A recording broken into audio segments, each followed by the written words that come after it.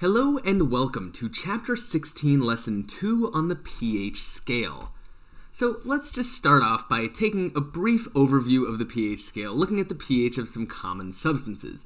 So we can go all the way from some concentrated hydrochloric acid to stomach acid, lemon juice, vinegar, wine, coffee, milk, water, blood, baking soda, milk of magnesia, which is kind of like an alternative to Tums if you're not familiar with it. It's good for if your stomach is in pain.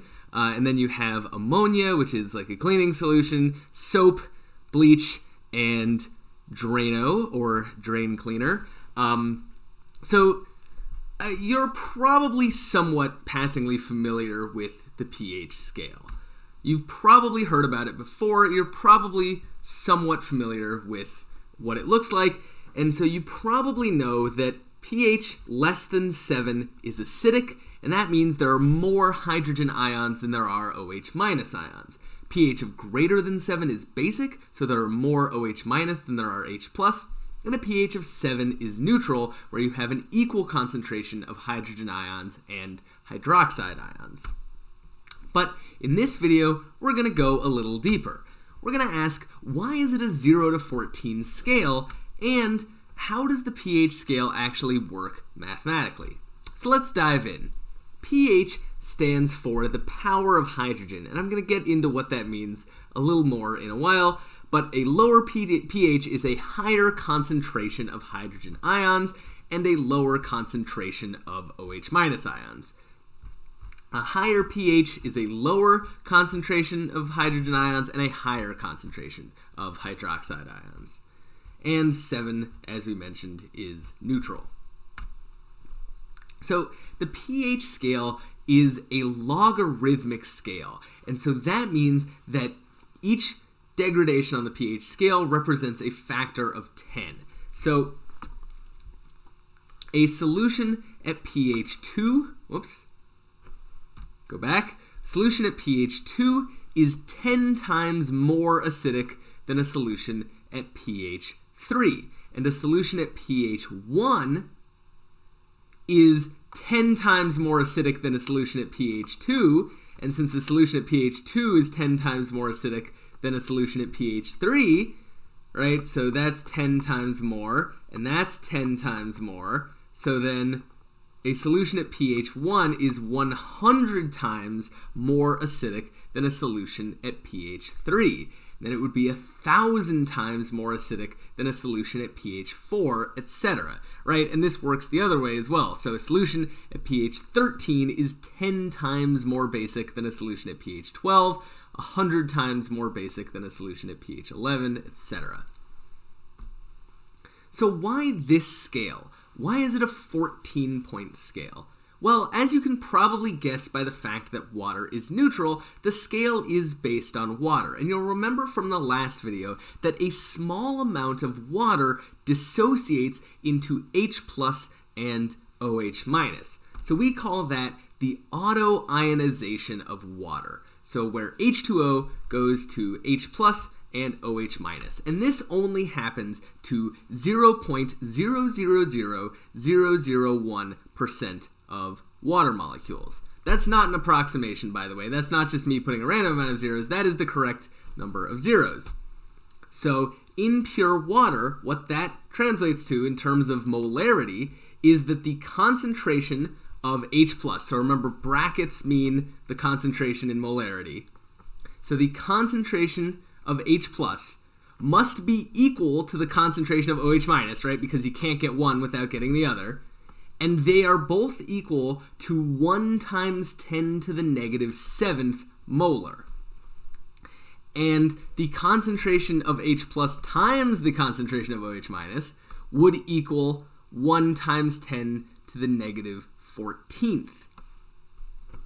So these numbers, right, the 7 and the 14 are what give us our neutral 7 for water and our total 14-point scale. Let me go into a little more detail about that. So why is it a logarithmic scale? Well, if we're just determining the acidity using the concentration of H+. That can be pretty confusing, right? Quick, which solution is more acidic? 3.33 times 10 to the negative fourth or 4.58 times 10 to the negative fifth, right? Which one of those is more acidic? It's kind of hard to tell right off the bat. It's a lot harder to just tell by looking at those than it is by looking at a simple number like pH, because scientific notation is clunky. Negative exponents can be confusing. Wait, it's a bigger number, but since it's negative, this is actually a smaller number, right? There's also a huge range of values, right? So if we're dealing with pH 0, you might have like a number with no exponent on it, versus here you've got, times 10 to the negative 14th. That's an enormous range of values, trillions of times worth of difference, and it's pretty hard to remember, oh yeah, anything with a concentration of H+ greater than 1 times 10 to the negative 7th is acidic. That's confusing. That's clunky. We need a better scale. We need a logarithmic scale. A logarithmic scale turns these into simple numbers that are easy to wrap our head around. And we've done this in science for other things too. So some common other logarithmic scales are the Richter scale for earthquakes and the decibel scale for sound. These make sense because there are large variations in the magnitudes of earthquakes. There are large variations in the magnitudes of sound. So before we continue on our logarithmic scale here, I need to tell you a little bit about logarithms. Some of this might be familiar from your math class, some of it might not. I'm not sure. So I'm just going to go through it anyway, and if this is review, great. So in algebra, if we're solving for x, we need to do the opposite thing that's being done to x, right? So if x plus 2 equals 4, we need to get x by itself, so we need to subtract 2 from both sides. Because currently we are doing addition to x, so to do the opposite, we would do subtraction, right? So minus 2, x equals 2. If 3x equals 6, we would do the opposite of multiplication, which is division, to find x, right? So divided by 3, and once again, x equals 2. So if 10 to the x equals 100, we need to do the opposite of 10 to the blank to find x. So the opposite of 10 to the blank is called the logarithm, or the log. So the log of 100 equals 2. So we take the log of both sides, right? Log of 10 to the x, these cancel, is x, and then equals the log of 100, so x once again equals 2 here. So the log of 100 equals 2. The log of 1000 equals 3, right? 10 to the 3 equals 1000. The log of 0.1 equals negative 1, right? Because 10 to the negative 1 equals 0.1. However, when you take the log of a number that's not just 10 to the power of something, right?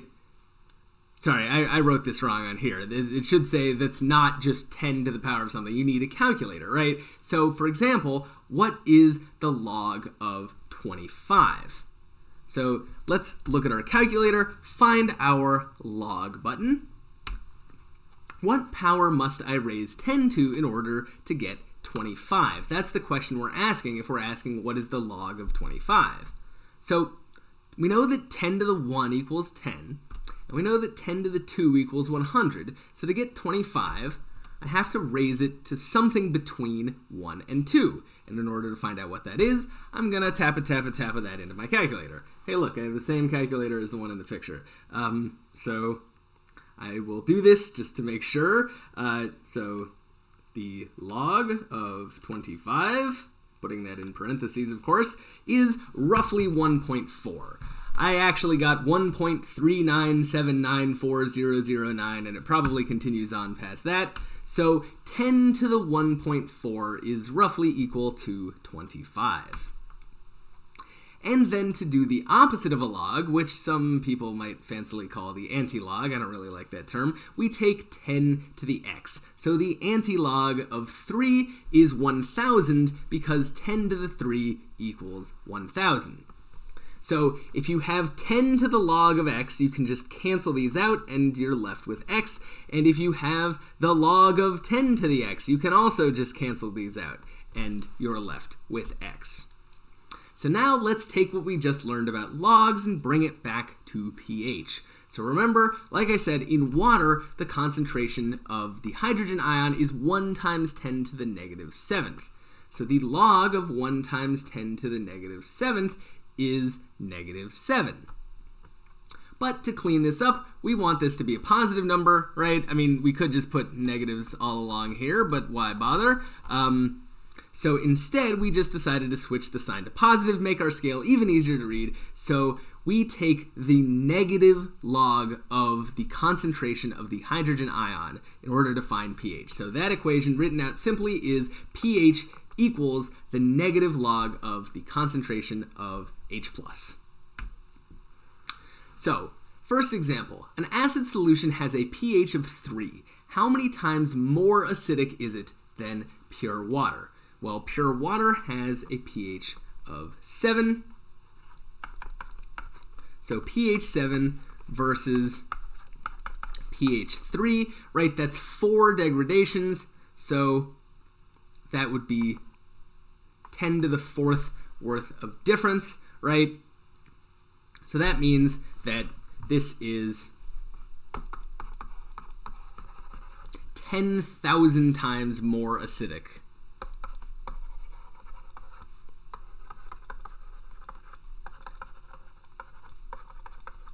than water. Next example. Determine the pH of each of the following solutions and then classify them as acidic or basic. So, for these first two, right, there are no calculators required here. We can just do this in our heads. So 1 times 10 to the negative 2, we're just going to take that power of hydrogen, the pH, as it were. So we're taking the power of hydrogen there, and we get pH equal to 2. Here we once again just take the power of hydrogen, ignoring the negative sign, and we get a pH equal to 12. So that would be an acid, that would be a base. Here though, because this number isn't 1 out in front, we can't just take this number and call it a day, right? So we know that our number is going to be, right, close to 9 here.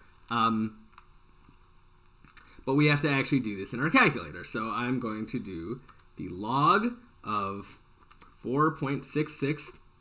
My calculator has a times 10 to the button. Your calculator might have an E button, which means the same thing. Times 10 to the negative 9. And so I took the negative log of that. I don't know if I said that out loud, but I did put it in my calculator. And I get that the pH is 8.33. So the pH equals 8.33, which makes it a base, right? And so we knew it had to be like pretty close to 9 because this was a negative 9 up here, but this 4.66 changes things a little bit. So we can at least check this off by going, yep, that's like close to 9, so I did it right. And then here, same thing, we know it's going to be close to 5. So I will take the negative log of 2.7 times 10 to the negative 5. And I will get that my pH equals 4.57. Again, right, that checks out. We knew it had to be close to 5, and that makes this an acid. So we can also solve this pH equation for H+, right? So let's try to get H+ by itself. Well, first we want to switch over to the negative sign, right? So we're going to multiply both sides by -1 and times -1, so we get negative pH equals log of H+.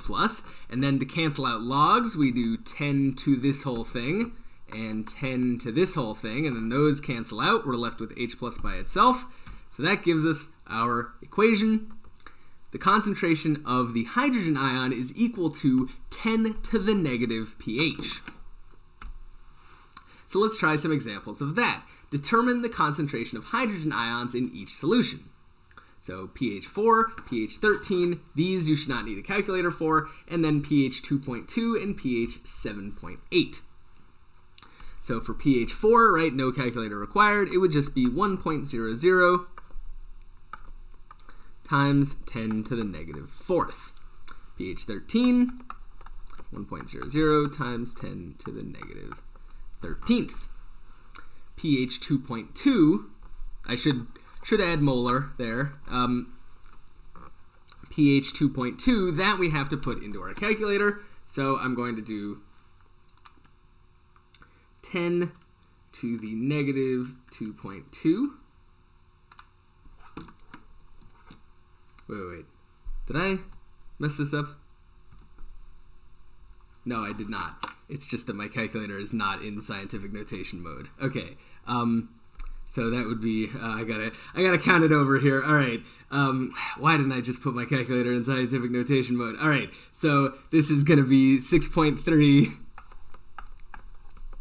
times 10 to the negative 123 molar, and pH 7.8, really showing my competence here at acids and bases. So we will do 10 to the negative 7.8, and once again it is not showing me this in scientific notation mode, so I'm going to count it over. 1.6 times 10 to the negative 1, 2, 3, 4, 5, 6, 7, 8. That makes sense. 1.6 times 10 to the negative 8th molar. So there you have it. Now let's head on to one last topic here, which is how we actually go about measuring pH.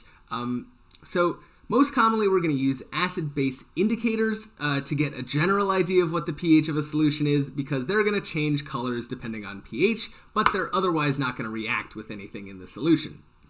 So phenolphthalein is probably the most common. It's used in titrations. It turns pink in the presence of a base, and otherwise it's clear.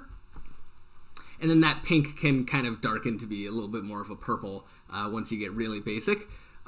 You have bromothymol blue, which turns yellow in the presence of an acid, and then blue in the presence of a base. And I think it's a little bit green when it's neutral, which would make sense, because between yellow and blue.